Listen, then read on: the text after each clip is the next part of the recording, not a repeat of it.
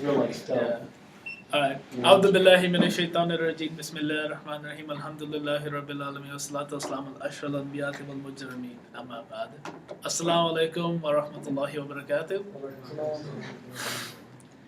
When a person listens to a message, even if it's the same message, they'll understand it differently at different parts of their life. So when you hear one message or the same message, you understand it one way at one time, and then you understand the exact same message differently later on. So for example, you hear a message like life is hard or life is difficult. When you say that to a child, that child understands it one way, but then when you're in college, obviously we understand it a different way. When you get married, you understand that same message differently. When you get old and you have aches and pains in your body, you understand that message. Life is hard differently. So even though it's the exact same message, the exact same word, the understanding of the perception of the person changes throughout time.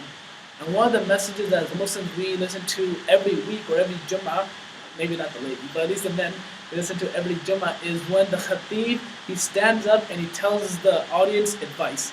And the advice he gives them every single week before the khutbah starts is Ya ayyuhalladhina amanu taqullaha haqqa tuqati wa la tamutunna illa wa antum muslimun. Sister Mir and I were talking about this earlier. So the Khatib, he says, Ya ayyuhalladhina amanu, O you who claim to have a belief, O you who claim to believe, listen up, because some advice is coming. And what is that advice? Taqallah, fear Allah subhanahu wa ta'ala. Fear Allah subhanahu wa ta'ala not the way you would fear a man with a gun, rather fear Allah subhanahu wa ta'ala the way you fear somebody like the sun. Fear that power. The way you're afraid of a judge who sees your guilt and is about to make judgment on you. Fear Allah subhanahu wa ta'ala haqqa tuqati, the haqq, give him the right of the fear that he deserves upon you. And then it says something very unique, which is what we'll talk about right now, which is that, and then the next advice is, وَلَا تَمُوتُنَّ إِلَّا وَأَنْتُمْ مُسْلِمُونَ. And then it says, don't die. It says, alright, everybody, don't die. Alright, everybody's listening to this, whatever you do, don't die. Stop dying. Anybody's about to die, stop. إِلَّا وَأَنْتُمْ مُسْلِمُونَ. Except in the state of Islam. So the advice is, don't die, except as a Muslim. Because if you do, then you're heading to disaster. Because if you do, then doom is coming towards you. If you do, then you're endangering yourself. One of the things that the people of hellfire say before they're thrown into the hellfire is they'll say, if only we had died. If only we had died. Because they know doom is coming towards them. So Allah subhanahu wa ta'ala, he says, in some comedic way, don't die, except in the state of Islam. And this is something that during the time of Ibrahim alayhi salam, and during the time of Ibrahim alayhi salam, he was told by Allah subhanahu wa ta'ala, that you are a Khalifa, or you are a friend of Allah subhanahu wa ta'ala, and you are also a Khalil, not a Khalifa, but you're the friend of Allah subhanahu wa ta'ala. And when Ibrahim he heard that, the first thing he said was, what about my children, right? So he makes this very famous prayer for his children and his progeny, the people who come after him. And then Allah subhanahu wa ta'ala in the Quran, he talks about Ibrahim, he makes this prayer for his children, then like in the next verse, it fast forwards. So Ibrahim, he's building the Kaaba with his son, and then Allah said, I'm pleased with you, you're the friend of Allah subhanahu wa ta'ala. He says, what about my children? And then he makes a prayer for his children, then Allah subhanahu wa ta'ala fast forwards, and he shows his grandson, no, he shows Yaqub alayhi salam. I don't know how to relate to Ibrahim, I forget. But he shows many years later, Yaqub alayhi salam, who's like the grandson of Ibrahim, if I remember correctly, and he's on his deathbed. It's Ibrahim, Yaqub. Not Ibrahim, Ishmael, Ishaq, then Yaqub. So it is his grandson, right? So Yaqub alayhi salam, he's dying. And you can imagine he's an old man. He's passing away, and as he's passing away, all 12 of his children are around him. And Yaqub, he looks at his children and he begins to worry.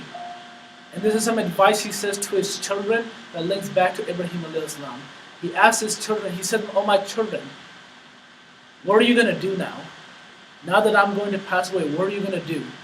Who are you going to worship? And then his children, they say that we will worship Allah subhanahu wa ta'ala, sort of the way we saw you worshiping him.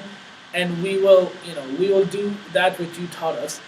And then the last words, or not the last word, but the last thing that Yaqub says, at least in this part of the Quran, is he says, whatever you do, don't you dare die except in a state of Islam. Don't you dare do it. And you see, right now we're living in a time where, though this is easy, I remember when I first learned, when I was a kid, my teacher went into class and she said that, if you die saying, Ashhadu an la ilaha illallah, then Allah forgives everything and you go to Jannah, right? So if the last words you say are, Ashhadu an la ilaha illallah, Muhammad Rasulullah, you go to Jannah. And I was like, that's so dumb. Because, like, it's so easy. How could you not do that, right? It's such an easy thing to do. So what kind of person would pass away without doing that? And then I realized as I got older how difficult that is to do. There's a friend of mine who's crossing the road on his way to work or somewhere, and then a car just comes out of nowhere and he almost hits him, right? He almost hits this guy. And then the last words he said wasn't Ashhadu an la ilaha illallah, Ashhadu anna Muhammadan Rasulullah. The last words he says are like, oh, sugar, right? You can imagine what he says. So the last words this person would have said, he's a Muslim, he's not a bad Muslim, he prays and everything, but the last words he would have said were, that phrase. Or even if you're about to be jumped, let's say you're like in the back of an alley and a guy's about to jump you, or the last word you're going to say, Ashhadu an la ilaha illallah, Muhammadan Rasulullah, and then like go after him, right? Most likely not. It's actually very rare you find people saying these last words. But yet, Yaqub alayhi salam, the advice he gave to his children is no matter what you do, don't you dare die except in the state of Islam. And right now we're living in a time when people and families and parents, they don't emphasize this on their children. In fact, the conversation is don't you dare get a C in math, right? Don't you dare do it. Don't you dare forget to file FAFSA, right? Don't you dare not marry your cousin. I don't want to marry my cousin. Don't you dare do it, right? So this is the advice that people have to their children. It isn't for the next life. Rather, it's don't you dare do this. Don't you dare not become a doctor, because if you do, then you'll be poor for the rest of your life, and you'll never get married, right? So this is the advice that people give today to their children. And because this is the focus, we see for the first time, well, maybe not the first time, but we see what's happening around us a lot today, is that the majority, like us here, we're the super minority, the super minority. The majority of Muslims who live today live a life where sometime in their life they leave their religion. Either completely that they don't call themselves Muslims anymore, or in a way that they stop praying, they stop doing what Allah subhanahu wa ta'ala commanded them to do. And this is the majority. And the majority is to such an extent that if you look at your own brothers and sisters, not like Muslim brothers, like your own family brothers and sisters, and you ask how many of them pray, or how many of them would recognize themselves as Muslim, you'll even find within your family you probably have a crisis, right? Because the emphasis isn't on don't you dare die as a Muslim, it's rather don't you dare not become a doctor, don't you dare do this. This is what the emphasis is. So we're living in a time when many people, or the majority of Muslims living in these countries, living in the West and other areas, they live a life where sometime in their life they completely abandon, or they completely forget who they were. Because the emphasis is on something else. And one benefit of doing, I'll make a page for the conference, one benefit of doing this conference at UMSO is that when a person goes through university, when a person goes to school, is at this time and this 4 years or 5 years or 6 years, or however long it is, that a person decides who they want to be. That a person completely transforms. You might be best friends with somebody before college, and then after college you never see that person again. And you might hate somebody before college, but in college you work together, you grow together, and then that person becomes your best friend. A person might have one group of people in high school, then college they completely shift, and they have a totally new group of people. And that group of people is who they stay with for the rest of their life. In the university, that's when a person begins to decide, who am I? What do I believe in? Because in university is when your beliefs are challenged, either from your teachers or either from the students around you. And you have that independence that you're usually away from your family, so you have that type of independence. And a person changes who they are. And one of the greatest benefits of doing this conference at UMSO is that when you do an Islamic conference at the university, and you get Muslims to come to it, who necessarily or normally would never come to a conference, would never come to a halaqah, would never take the opportunity to even learn or find out who they are, you give them the opportunity to do that.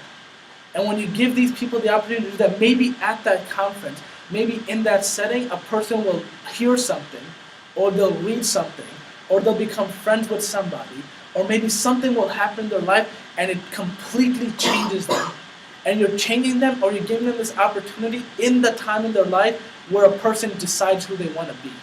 So one of the benefits of doing this conference is that we can now go after these students, like, I'll pick on some people, like the Bosnians community especially, or parts of Saudi community who have a weird ideology of what Islam is. And you can go after these types of people who have kind of lost their way, who don't know who they are, and you can now have the opportunity to go and get them. And what we're seeing today is we're seeing many people, they live their life and they don't follow the advice of Ya ayyuhalladhina amanu taqullaha haqqa tuqatih wa la tamutunna illa wa antum muslimun. That many people within college, with our friends, in these 4 years, they will completely and totally forget who they are.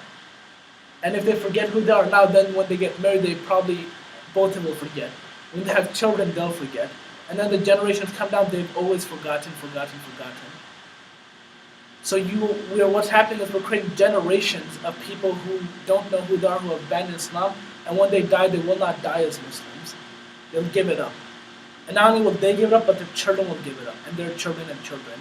So now doing this conference, you have the ability to not only change one person or two people, as we talk about, but if you change one person or two people, and then they eventually get married and they have children, then you've rebuilt an entire line of people. You've saved not only them, but you've saved the people that come after and come after and come after that. So this is one of the greatest benefits of doing this conference, is right now you can have the opportunity to target the people who need to hear the message the most.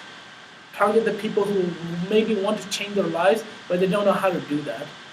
And you're targeting Muslims, of course, but you're also targeting non-Muslims as well, that somebody might come hear the message and they'll want to change who they are, and now they have a system to change it because they see the Muslims, they see who they are, they see what they represent.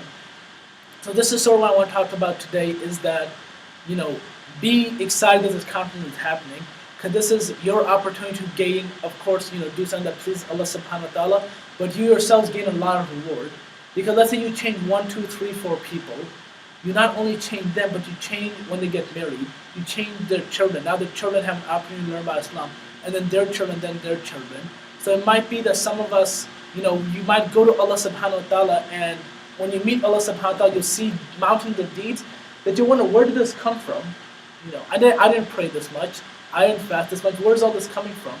Then Allah subhanahu wa ta'ala will show you, because you did this one deed, it affected these few people, and because of that they changed, and their children changed, and then the society they lived in changed. And you are now linked and you're chained to all those people, and you now get that benefit, you now get that reward. So this is something that I wanted to say, to kind of encourage all of us to keep working at it, to keep pushing on, to keep raising the money, to keep sacrificing your time, because it will help other people. I've never been to an Islamic conference where somebody doesn't change who they are. I've never been to one, because just when you do that opportunity, you do what you do, and then Allah subhanahu wa ta'ala, He makes that change happen. So keep working at it, keep struggling at it. Don't give up hope, and it will get challenging. It will become a lot harder. But when these challenges come up and when this difficulty comes up, realize this is only a test from Allah subhanahu wa ta'ala to see, will you see it through the end or will you give up? So when these tests come, don't give up. Keep pushing, keep it coming, and inshallah you will see real change happen when this conference comes to happen. When after that, alhamdulillah. With that, we'll actually end my little presentation. I just want to give a small talk. And we wanted to open this day up to open discussion. Assalamu alaikum warahmatullahi. So we wanted to open this day up to open discussion, because I know a lot of people have not question, but just stuff they want to talk about. So maybe we can just open up and people can just talk about whatever they want to talk about. Anyone want to talk about the halal debate? What? The halal debate? Zabiya halal? No? Okay. I said joke, it's a joke. I wish more people would hear. Starting to come and ask me things even today, there's this girl who. Should I pause this? Yeah, just stop